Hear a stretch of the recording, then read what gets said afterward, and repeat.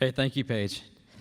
And thanks to the Rett syndrome.org team for working hard these last few months, or past almost year, and putting this event together. I know how much work it takes, and your dedication's amazing.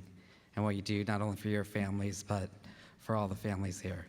Very much appreciate it. So my name is Rajat Shah. I'm relatively new chairman of the board of Rett syndrome.org. Thank you for coming.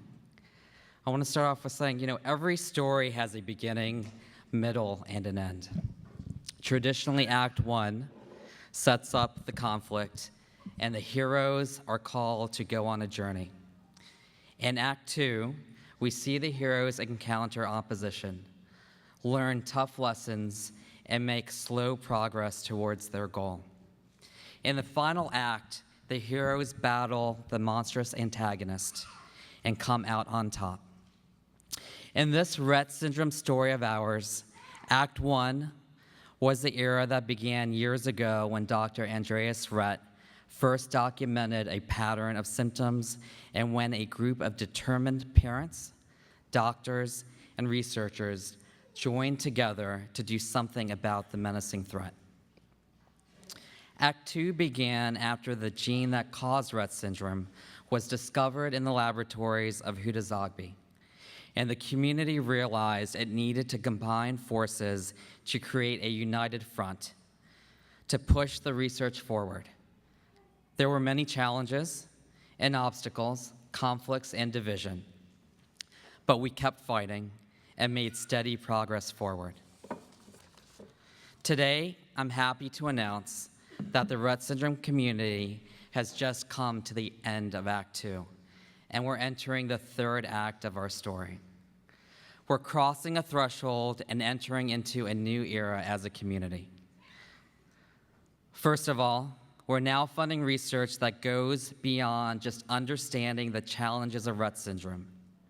We're now applying our knowledge towards specific solutions. We're beginning to find ways to actually improve the daily lives of our girls and loved ones.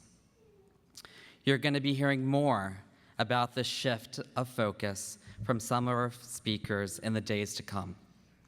But as chairman of Rett syndrome.org, I wanted to highlight a few of the important adjustments that we're making to our organization and priorities to reflect that we are entering the final stage of our story.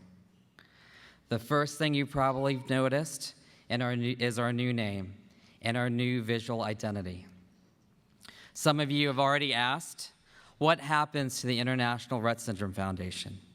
Legally, it still exists and is alive and well, but we felt that it was time to bring our mission into sharper focus and to give ourselves a fresh boost of energy as we enter into the new stage of our journey.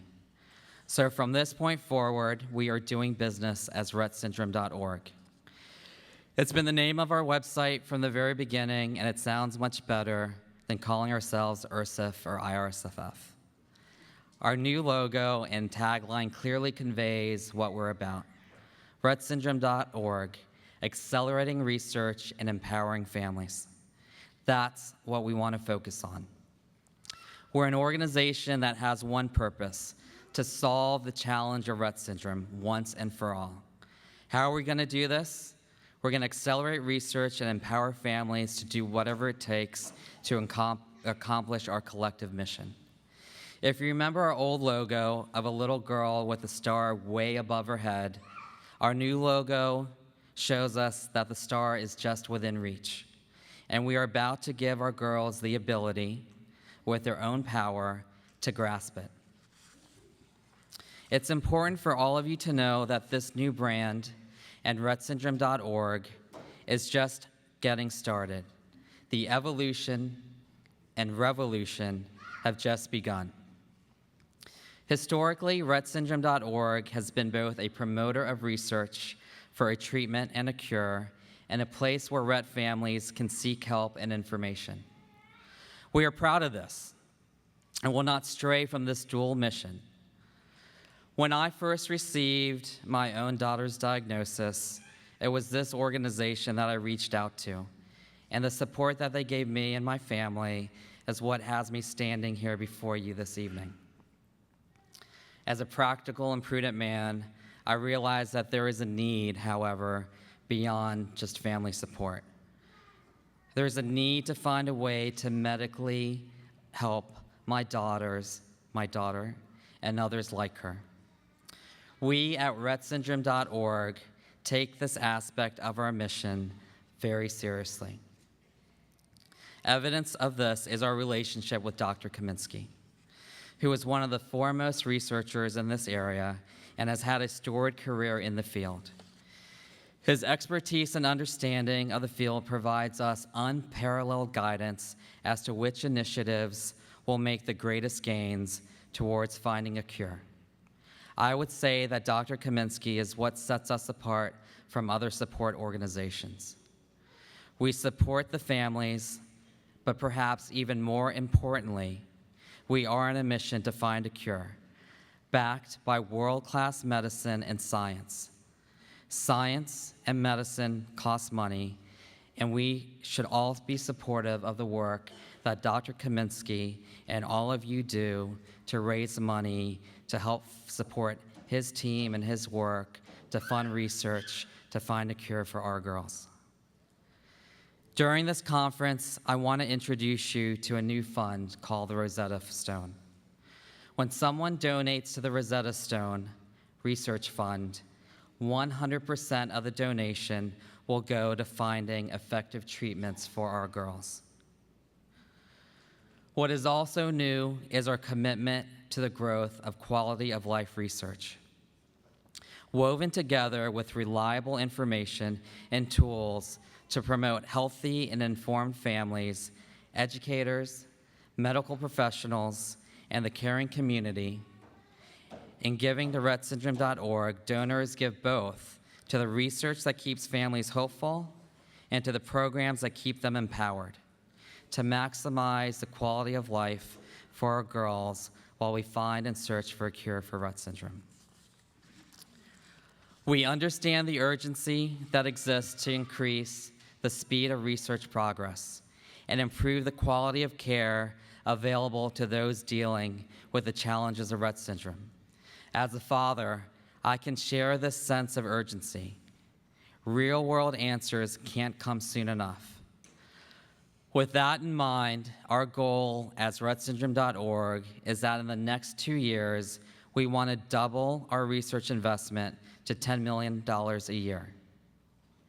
2 years after that, we'd like to double it again to $20 million. I told you we're ambitious, but the needs are great, and the promise of effective research and effective treatments for our girls is around the corner. We have strong beliefs about what it's going to take to achieve this goal. We believe the fastest way to achieve our research goal is by working together as a community. We're calling on all individuals, Rett syndrome organizations, and communities around the world to unite and pool our resources to focus only on the most promising avenues, scientifically reviewed and vetted by a panel of unbiased and qualified evaluators to help those dealing with the symptoms and daily realities of Rett syndrome.